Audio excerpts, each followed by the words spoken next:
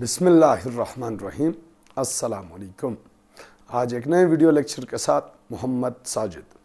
हमारा चैप्टर चल रहा है होम्योस्टेसिस, जिसमें हमने बेसिक इंट्रोडक्शन, हिस्ट्री और बेसिक मैकेनिज़्म को डिस्कस किया। आज हम लोग डिस्कस करेंगे कि बॉडी में जो होम्योस्टेसिस सेल्फ रेगुलेटिंग प्रोसेस है, तो ये कैसे सेल्फ रेगुलेशन करेगा, बॉडी कैसे मेंटेन करेगी इंटरनल एनवायरनमेंट को। उसके लिए जो आज हम टॉपिक डिस्कस करेंगे वो है feedback mechanism. Feedback mechanism basically कैसा मैकेनिज्म है? फीडबैक मैकेनिज्म की जब हम लोग डेफिनेशन की बात करते हैं तो simply shortcut feedback mechanism is auto controlled reaction. Auto controlled reaction यानी automatic controlled reaction, those reaction which own self either turn on or turn off, self regulation. अब auto controlled reaction means that self controlled reaction जो खुद ही अपने turn on या turn off को control करें। Question ये है how the reaction, how the mechanism become a self controlled और ऑटो कंट्रोल्ड। उसके लिए हम लोग जब इसको थोड़ा सा एलोबरेट करते हैं तो फीडबैक मैकेनिज्म या feedback reaction means that those reaction in which product controlled by its reactant या product controlled to its reaction। हमारे पास ऐसा रिएक्शन जिसमें product control to its reaction हो, तो ऐसे रिएक्शन को हम लोग कहेंगे फीडबैक मैकेनिज्म। कि जो ही प्रोडक्ट बने वो प्रोडक्ट आपके पास ऑटोमेटिकली अपने रिएक्शन को स्टॉप कर दे। जैसे फॉर एग्जांपल इसकी एक आसान मिसाल है, जैसे आपके पास एक ऑटोमेटिक इस्त्री होती है, ऑटोमेटिक आयरन, ऑटोमेटिक प्रेस, तो आप देखते हैं कि वो अ सर्टेन लिमिट तक हीट अप होने के बाद ऑटोमेटिकली टर्न ऑफ हो जाती है। यहां पे सर्टेन लिमिट ऑफ हीट इसका प्रोडक्ट है। जो ही certain limit of heat produced होती है इन आयरन, तो वो ऑटोमेटिकली ऑफ हो जाती है, रिएक्शन स्टॉप। इसी तरह हमारी बॉडी में auto controlled reaction, self controlled reaction, those reaction which controlled by their product formation. अब हमारे पास यहां पे there are two types of feedback mechanism. Number one, negative feedback mechanism. Number two, positive feedback mechanism. Negative feedback mechanism, anti-parallel direction between product and reactant. It means that when product increase in product, it will be decreased to reactant. This type of feedback mechanism known as negative feedback mechanism.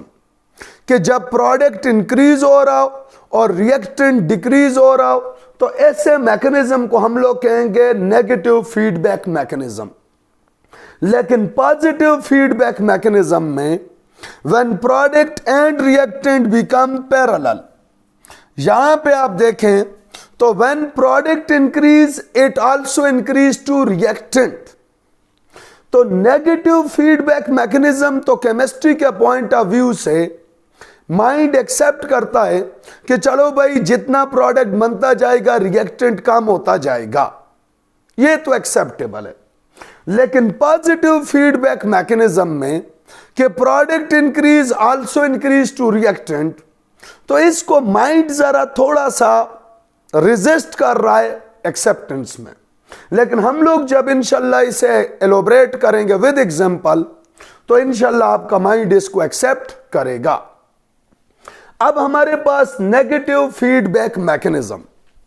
Negative feedback mechanism, सबसे पहले definition, negative feedback mechanism means those auto-controlled, self-controlled reactions, ऐसे self-controlled, auto-controlled reactions during which increase in product, जिनमें product increase हो तो automatically inhibit to its reactant.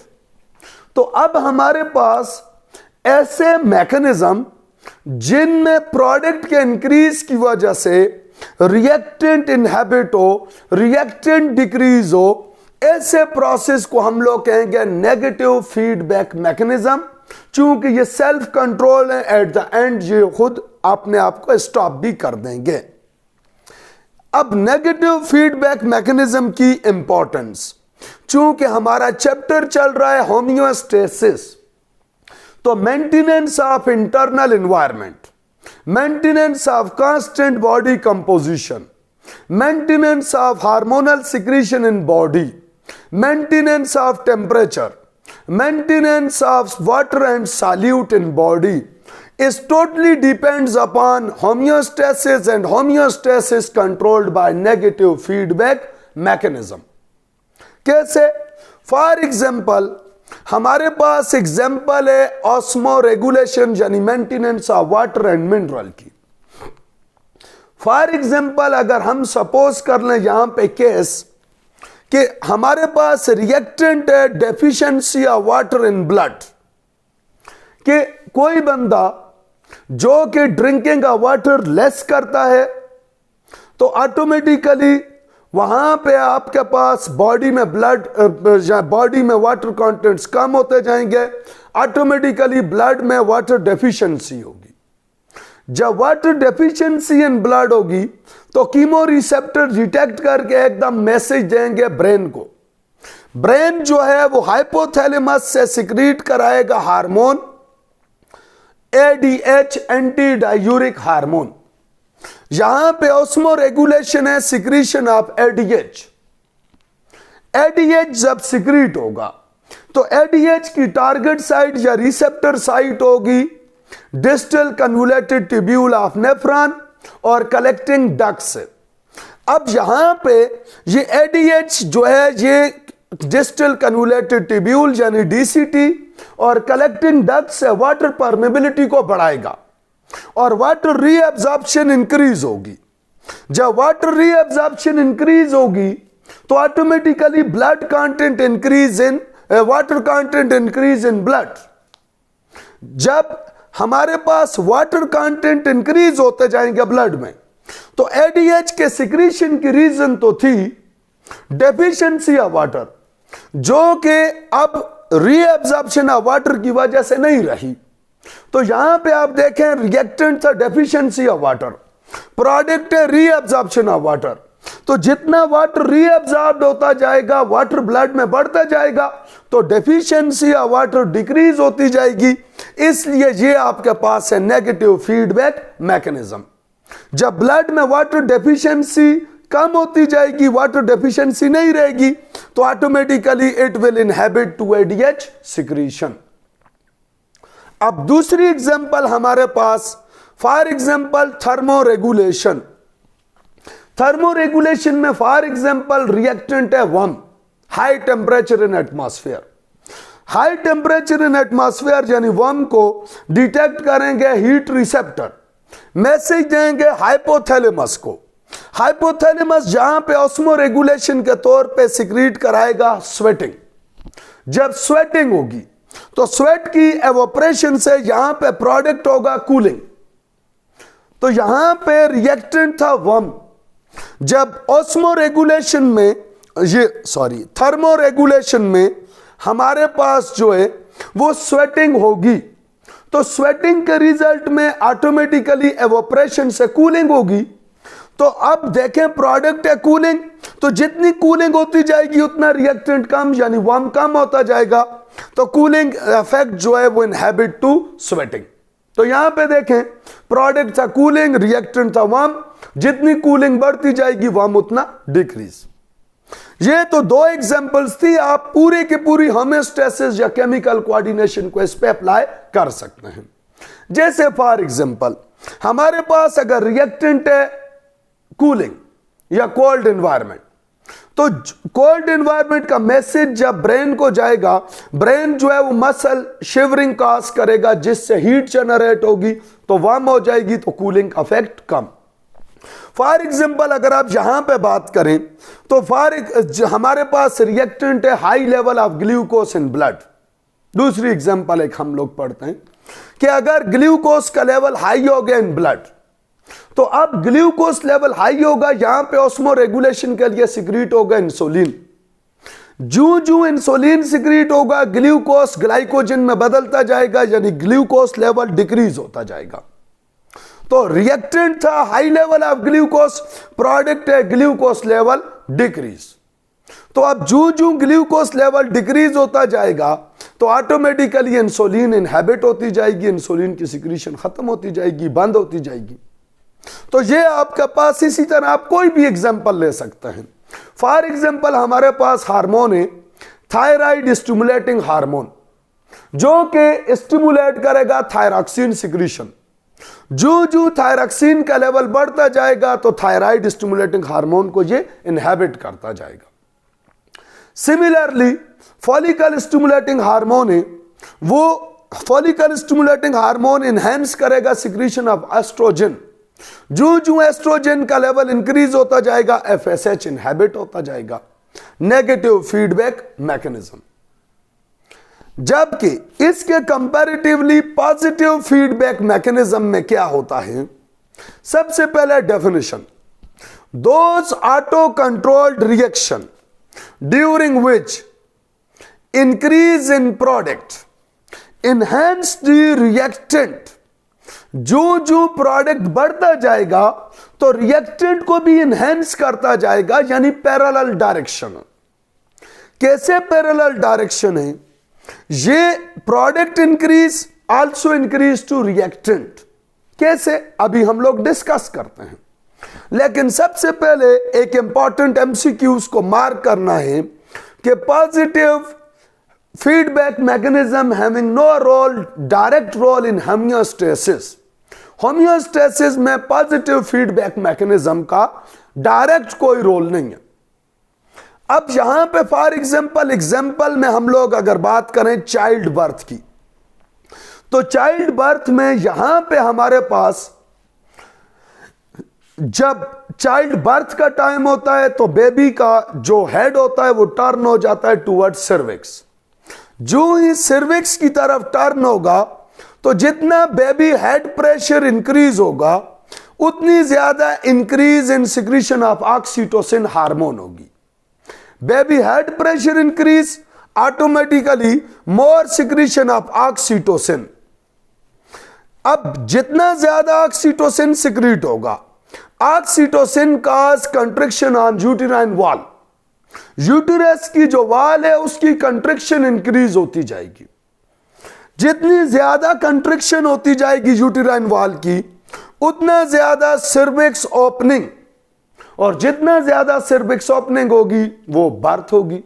तो अब आप यहां पे देखें, हर जो रिएक्टेंट है, प्रोडक्ट है, वो अपने रिएक्टेंट को इंक्रीज कर रहा है। जैसे प्रोडक्ट था ऑक्सीटोसिन, तो जितना ज्यादा ऑक्सीटोसिन सिक्रीट होगा, उतना ज्यादा बेबी हेड प्रेशर लगेगा। क्यों?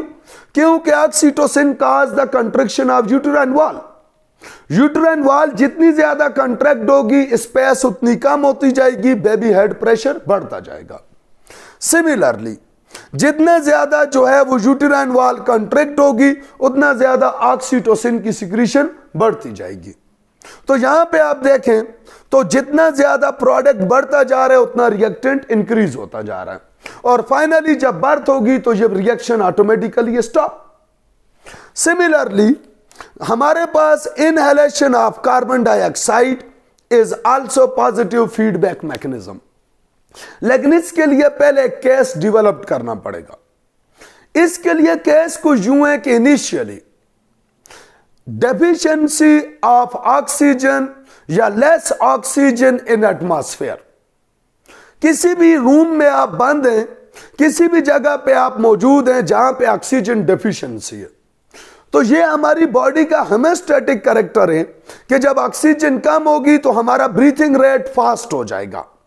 शॉर्टनेस ऑफ ब्रीथ कहते हैं इसको। हम ब्रीथिंग तेज करेंगे to overcome the deficiency of oxygen. लेकिन अगर बाय चांस उस रूम के अंदर ऑक्सीजन कम और कार्बन डाइऑक्साइड ज्यादा है, तो फिर होगा कुछ यूं कि हमारी बॉडी में shortness of breath, rapid breathing के रिजल्ट में more intake of carbon dioxide start हो जाएगी। जो जो कार्बन डाइऑक्साइड का इनटेक बढ़ता जाएगा तो लंग्स के अंदर जो है वो पीएच एसिडिक होती जाएगी। जितना इनटेक ऑफ कार्बन डाइऑक्साइड बढ़ता जाएगा उतनी एसिडिटी इंक्रीज इन लंग्स। जितनी acidity increase in lungs, then the carboxy receptor turn on in lungs. Lungs में ऑक्सीजनेशन रिसेप्टर टर्न ऑफ हो जाएंगे और कार्बोऑक्सी रिसेप्टर टर्न ऑन हो जाएंगे। We demand to more inhalation of carbon dioxide.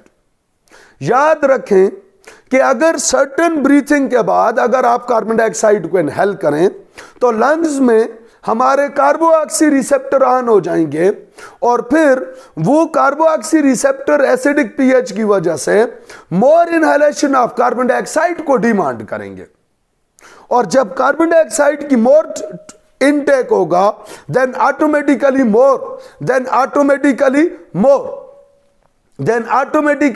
more transport of carbon dioxide will be takes place which cause the cyanosis। तो अब देखें जितनी ज्यादा इनहेलेशन करेंगे कार्बन डाइऑक्साइड की उतनी ज्यादा कार्बोऑक्सी हीमोग्लोबिन बनेगा। जितना ज्यादा कार्बोऑक्सी हीमोग्लोबिन बनेगा उतनी ज्यादा ट्रांसपोर्ट होगी। जितनी ज्यादा कार्बोऑक्सी हीमोग्लोबिन की ट्रांसपोर्ट होगी उतना ज्यादा आपके पास जो है वो चांस ऑफ डेथ होगा। तो डेथ के बाद रिएक्शन ऑटोमेटिकली स्टॉप, चूंकि इसका फाइनल प्रोडक्ट डेथ है। अब यहां तक था हमारे पास पॉजिटिव फीडबैक मैकेनिज्म, लेकिन एक बड़ी जबरदस्त एग्जांपल है जिसको आप कभी तो पॉजिटिव में पढ़ते हैं कभी तो नेगेटिव में।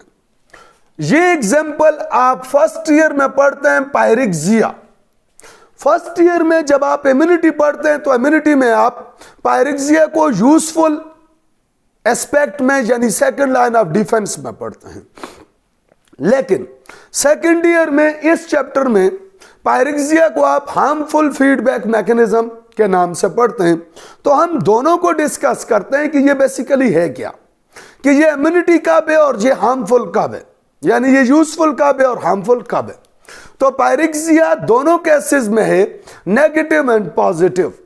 क्वेश्चन ये है कि फीवर यानी पायरिक्सिया नेगेटिव फीडबैक मैकेनिज्म यानी इम्यूनिटी कब होगा।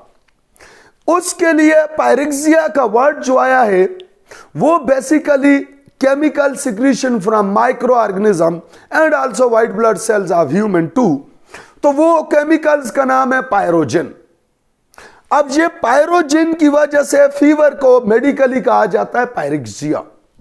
अब ये पायरोजिन बेसिकली करते क्या हैं, पायरोजिन की वजह से बॉडी का मेटाबॉलिक रेट इंक्रीज होता है, set point of hypothalamus increase होता है। सिंपली सेट पॉइंट इंक्रीज का मतलब है बॉडी टेम्परेचर विल बी राइज्ड। हमारा नॉर्मल सेट पॉइंट ऑलमोस्ट 36.89 होता है, जिसको एवरेज हम लोग पढ़ते हैं 37। लेकिन फीवर पायरिक्सिया में ये सेट पॉइंट को इंक्रीज कर दिया जाता है 38, 39 जो भी आप सेंटीग्रेड में लें। जब बॉडी का टेम्परेचर राइज्ड होगा, सेट पॉइंट राइज्ड होगा, तो बैक्टीरिया के लिए, मीजोफिलिक बैक्टीरिया के लिए ये अनफेवरेबल कंडीशंस होंगी। इस हाई टेम्परेचर पे बैक्टीरिया जो है वो किल हो जाएगा। तो किल होने की वजह से ऑटोमेटिकली पायरोजिन डिक्रीज, तो बंदा नॉर्मल यानी इम्यूनिटी। तो बैक्टीरिया किल भी हो गया और जो है वो हमारी बॉडी स्टेबलाइज्ड भी हो गई। तो ये था आपके पास पायरिक्सिया नेगेटिव, कि जब इम्यूनिटी में पायरिक्सिया जो है वो बैक्टीरिया को किल करके बॉडी को स्टेबलाइज करता है। लेकिन सेम पायरिक्सिया हार्मफुल कब होगा, जब ये पॉजिटिव फीडबैक है।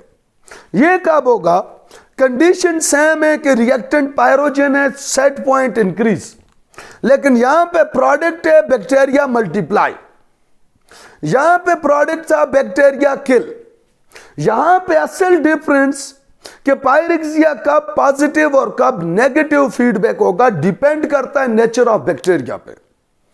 अगर बैक्टीरिया मीजोफिलिक है, यानी कि वो बैक्टीरिया हाई टेम्परेचर को टॉलरेट नहीं कर सकता, तो किल हो जाएगा। लेकिन यहां पे बैक्टीरिया जो टॉलरेट कर रहा है और मल्टीप्लाई कर रहा है, this bacteria will be thermophilic, यानी कि लव टू हाई टेम्परेचर।